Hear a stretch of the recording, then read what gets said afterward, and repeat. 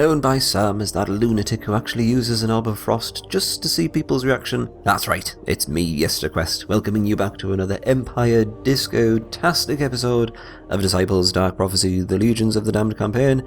In the last episode, we have uncovered the impregnable city of death, or should I say guarded by death. It's Narneen, which we may never get our hands on by the looks of things, because it's kind of, well, guarded by an Empire hiking party, which seems to be travelling from point to point, having fun, and I don't know what they're doing, but they're having a whale of a time, so we may have to deal with that at some point. But I think more importantly, we need to find our quest objective, which is to secure an alliance with Hubert early. We were halfway through the turn in when we finished the last episode, so what I'm going to do is bring Mango back to this city, as his units got a little bit damaged from the, I think it was a battle in this ruin, something like that. Empire sending out more rod planters. That's to be expected. It's always to be expected. Now, are all these units kind of moving together in unison? It seems to be. No, he's moving further up. And they appear to be ignoring Bethrazin, which is interesting. Oh, that rod planter needs to be taken care of. Okay. So, we'll send Mango back to get a little bit of healing, so we can send her back out again.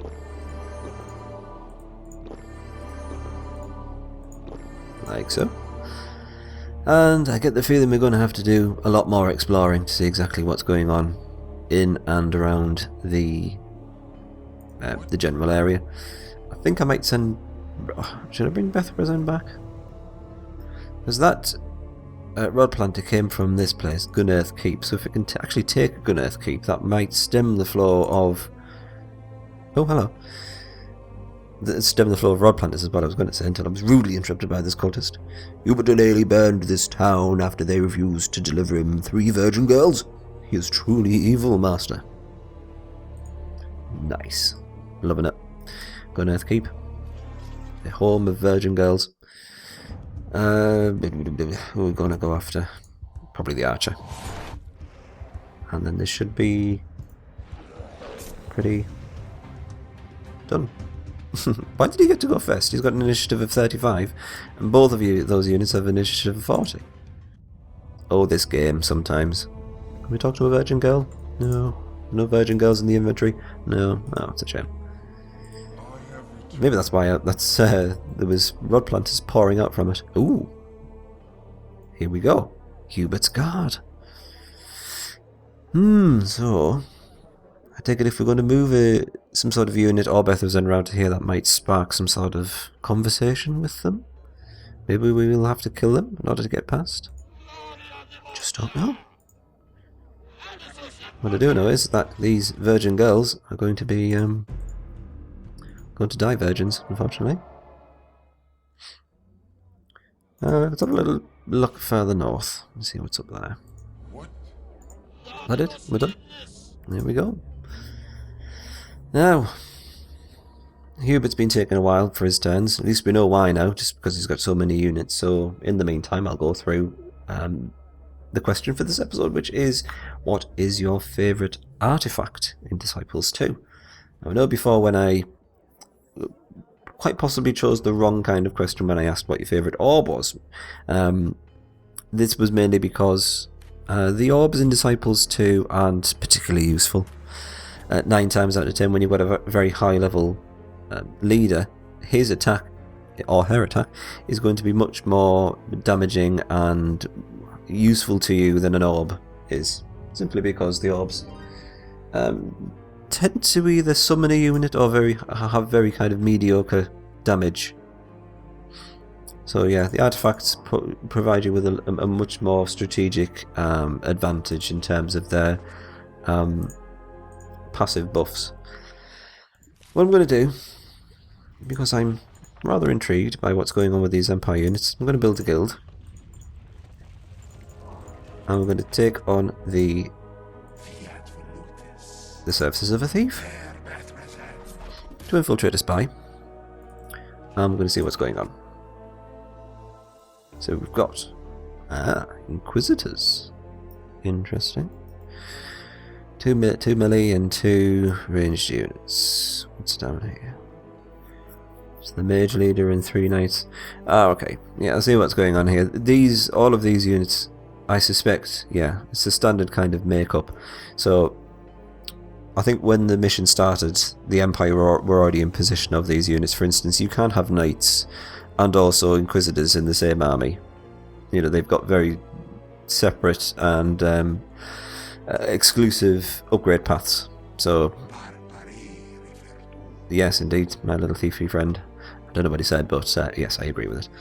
So yeah, that kind of suggests to me that they started the mission with all of those units, which is fine. Obviously needed a little bit of challenge. So what we're going to do now? God knows. Probably... I don't know whether I should start picking off these Empire units.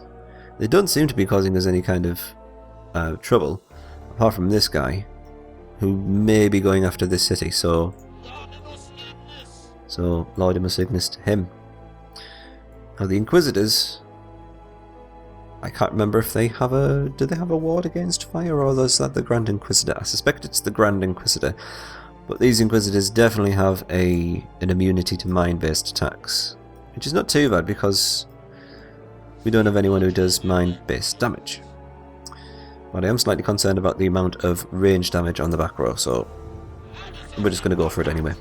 That seems to be the best course of action these days.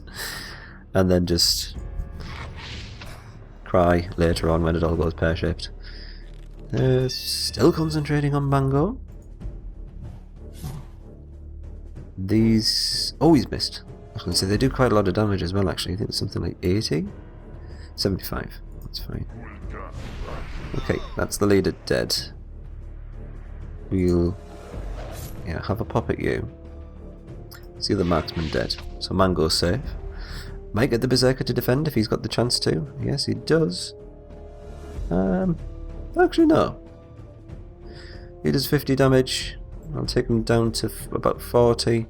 Yeah, he's not going to kill him, so we'll get him to defend, actually. Yeah, just reduce that damage that he takes. That's fine. Might have to actually kill him first, because he's done quite a lot of damage to the demon already, so we'll try and preserve the demon as much as we can. Okay, yeah, this has not gone too badly, actually. Could have gone worse. And there we go. It's our little demonologist friend for Mango. Good. Gives a little bit more leeway in terms of area of effect damage. Does he have enough move points? Yeah, I'm going to have to send him back there. He's looking very red in the face. I'm also slightly concerned about this rod planter now. I think he's probably going to go after this infernal one. Wood? I don't know. I'm in two minds about whether actually I should start taking down the Empire units. Can't imagine it's going to go down very well with Hubert early. Right, that's the edge of the map done. Anyway, so it looks to me like there's going to be definitely not going to be the Empire capital down there. I'm wondering if it's going to be back up here. Okay, let's end our turn. If I had to guess, I would say that the Mountain Clan's capital is going to be in the north. That seems to be where a lot of their land is emanating from. And because we've had one of Hubert's guards, or we've located one of Hubert's guards, I can only imagine they're guarding the Empire capital. So if the previous dialogue is anything to go by, we'll have to try and get Bethrazen to approach Hubert Delay in order to strike up this... Oh, cheeky little shit. What's he doing? To strike up this alliance that we need to forge in order to complete the mission. Getting a little bit swamped though. I think I may have tempted fate by saying that these Empire units aren't causing us any problems. See what we're up against. Is it the same? Yeah, it's the same kind of thing. That should be pretty reasonably easy to deal with. They're only tier 2 units, so that's not too bad. That rod plant is going to be a problem. They're going to go after the gold, but we can easily take care of that. I don't like this guy. I'm going to get rid of him. Although this may be pretty much the same kind of battle as we fought before. Oh, they're going for the demonologist now. Okay. Now he hits this time, because he missed the berserker before. So I think we may need to get the berserker to defend. If he gets the chance, of course. Yep, we're going to have to kill you to preserve the demonologist. Yes, brilliant. He gets a chance to defend. It's good.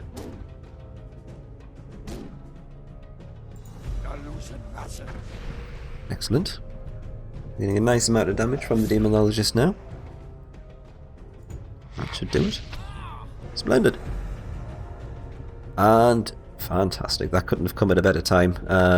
Fully heal that berserker and turn him into an anti-paladin.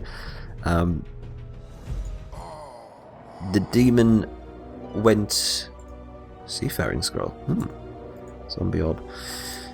The demon went over his XP cap by only about, what, 7 XP points, so that's not the end of the world, although we do need to get the money in order to build a structure to get him leveled up now. But it could have gone a lot worse than that. Definitely could have. Ooh, you're looking rather damaged. Should I take advantage of this?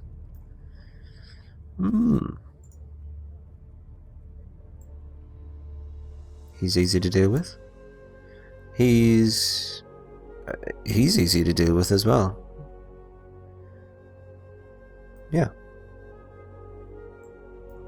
Yes. Do it. Come on. Feeling good about it. Yeah, he was going to run. So let's try and stop him from escaping completely. He's defending. He's running. We should be able to kill them all, I think. Yep. It's in view, and this guy should be able to be paralyzed, so instant resolve, please. Thank you. Marvellous. Potion of Vigor. Imp Orb? Really? Now you see, things like the Imp Orb is just literally the most useless thing in the world ever, because you're actually sacrificing your leader's turn. I mean, this a leader's attack, you know, a high-level leader's attack, you know, doing hundreds of damage to summon an imp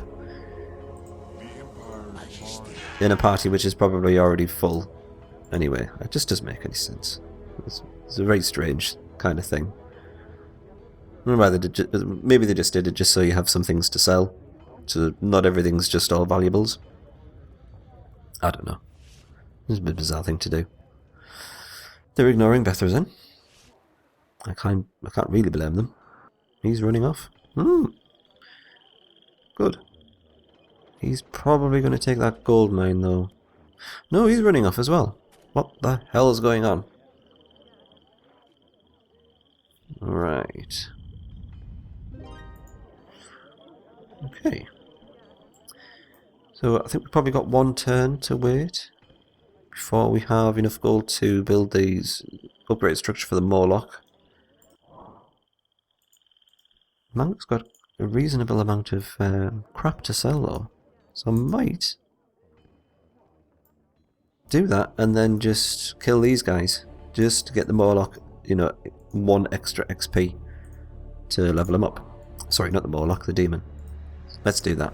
That's a good idea from me. Not very often I have them, so let us execute it with panache. Chain Lightning. That's not too bad actually. It's probably why it's worth 180 gold. Pestilence, 15 points of damage. No. Orb of Earth, rubbish. Orb of Nosferat. But the Orb of Nosferat would probably be a bit better if it actually did more damage. But no. Zombie Orb, 80 gold. No, that's not bad. Seafaring scroll, 80. Huge amounts of gold now, so we can very easily afford the Torment Chapel, which will allow us to... Ah, you know what, I might as well just kill this guy. Bye to you? Oh, it's instant resolve. No, I want to see you... See the demon level up in all of his glory. There he goes. Super. So this is our fully upgraded party, apart from Mango, so that's looking good. In terms of Ethrazen, how much has his demon got to go? Oh, it's about 600. That's not good. Yeah, I feel as if I should just be removing these guys, because I think they're just going to be a bit of a pain if I just leave them. Wow, 3 marksmen. Don't know why, but if he likes marksmen, then why not? Probably want to reduce as much as possible the damage to the demon. These guys are both going to do 50, so yeah, that doesn't really matter. He did quite a lot over his actual what he's supposed to do in terms of damage. Bethra's in there, so it might be enough. No, there was going to be maybe enough for the demonologist to get rid of the Pegasus Knight, but alas, it was not. And the priest is going to heal the mage. Yeah, I'd just like to reduce the amount of damage that the demon's going to take. Damn it, missed. That's not too bad. These guys are all dead anyway, so... Oh, no, it's not. He missed again. Can you hit him, please, Bethrazone? Thank you. And that's the end of you. No, it's not, of course it isn't. Oh, you defend. I can't really be bothered here anymore. There he goes. Thank you very much. That's excruciating. It can be, and it is. Sorry.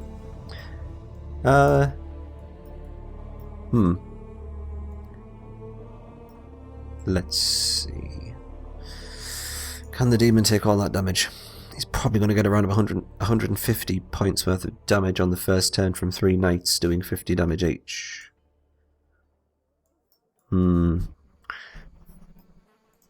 the demonologist survive a blast from the Archmage?